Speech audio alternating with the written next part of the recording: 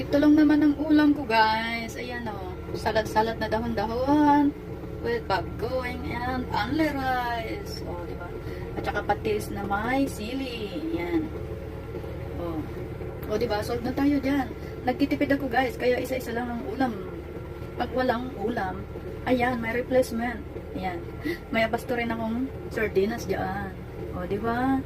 Solve na naman ang kunyang. Kain tayo, guys. Ulam natin, dahon-dahon. Ayan. Choy sam. Choy sam. At saka, san choy. Isaw-saw sa bagoong, guys. Sarap.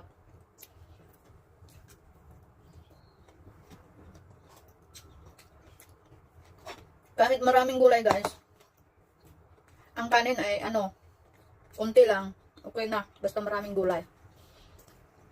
Tapos, isang tinapa lang. Tinitipid